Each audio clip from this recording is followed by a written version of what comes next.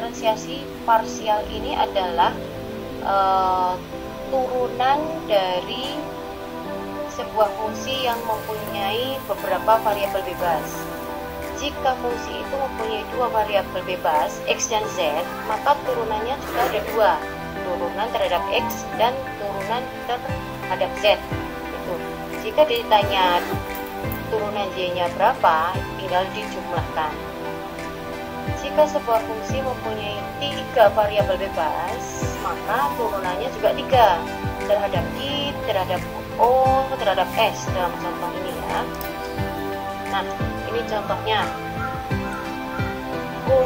Fungsi Y adalah X pangkat 3 plus 5Z kuadrat min 4X kuadrat Z min 6XZ kuadrat plus 8Z min 7.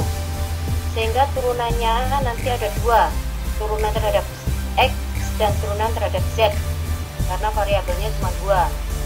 Turunan terhadap X kita abaikan yang tidak ada X-nya, artinya variabel yang tidak ada X-nya berarti dia bukan variabel tapi dianggap sebagai konstanta, jadi turunannya adalah 0.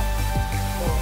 Nah, turunan terhadap X ini kita lihat yang ada X-nya aja, ini ya, ini diturunkan menjadi 3X kuadrat, ini diturunkan menjadi 8XZ, ini diturunkan menjadi 6Z kuadrat. Sedangkan turunan terhadap Z, kebalikannya, kita abaikan yang X yang tidak ada Z-nya, sehingga kita anggap sebagai konstanta, turunannya 0. Kita lihat yang ada Z-nya, ini ya, turunan ini 10Z, turunan yang ini 4X kuadrat, turunan yang ini 12XZ, dan turunan yang ini 8. Oke, bagian yang kedua derivatif dari derivatif parsial. Artinya ini gampangannya adalah turunan kedua dari apa yang sudah kita turunkan tadi, yang kita diferensiasi tadi. Jadi turunannya ini, turunan kedua. Sama, kalau terhadap X, kita lihat aja yang mengandung X. Turunan dari ini 6X ya. Turunan dari ini 8Z.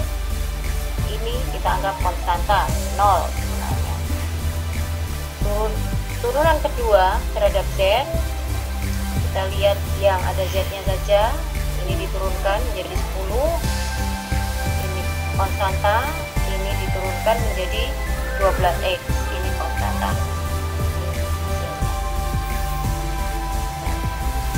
Kemudian yang ketiga, kita akan mencari nilai ekstrim, yaitu nilai ekstrim itu bisa maksimum atau minimum.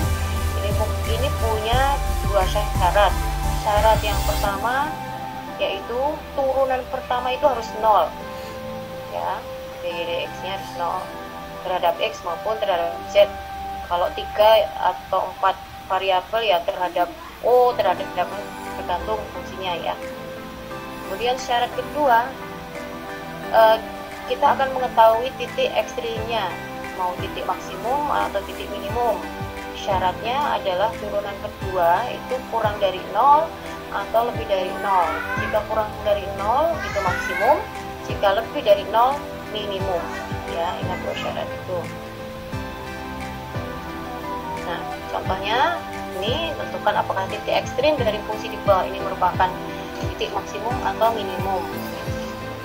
Ini fungsinya, fungsi Y ini ada dua variabel lagi, X dan Z. Ingat syarat pertama adalah turunan pertama harus 0. Jadi turunan terhadap X kita turunkan yang ada X-nya saja. Nih ya, min 2X plus 12. Ini semua 0, konstanta.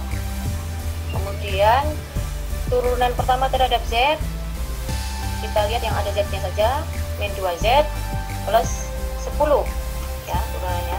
Setelahnya itu kita anggap konstanta jadi 0. Nah, karena sama dengan 0, jadi X-nya bisa diketahui. Min 2X plus 12 sama dengan 0, jadi X-nya adalah 6. Yang terhadap Z, min 2Z plus 10 sama dengan 0, Z-nya sama dengan 5. Oke, ya. ya. Ini syarat pertama sudah diketahui, sudah terpenuhi. Syarat yang kedua sekarang kita akan melihat titik maksimal maupun minimumnya, yaitu dengan turunan kedua, yaitu menurunkan lagi dari turunan yang pertama, turunan dari ini dan turunan dari ini. Kita lihat kalau terhadap X, maka yang diturunkan yang ada X-nya aja, ini jadi min 2. Kalau terhadap Z, yang diturunkan Z-nya, yang ada Z-nya aja, yaitu min 2. Sama min 2, X dan Z sama-sama kurang dari 0. Jadi ini titiknya adalah maksimum. Syarat ini harus harus sama X dan Z, sehingga kalau dalam praktek di real itu misalnya tidak sama, itu berarti harus ada yang perlu diselidiki lagi. Kalau misalnya dalam soal Anda menemukan yang tidak sama, ya udah berarti tidak usah diteruskan dulu gitu.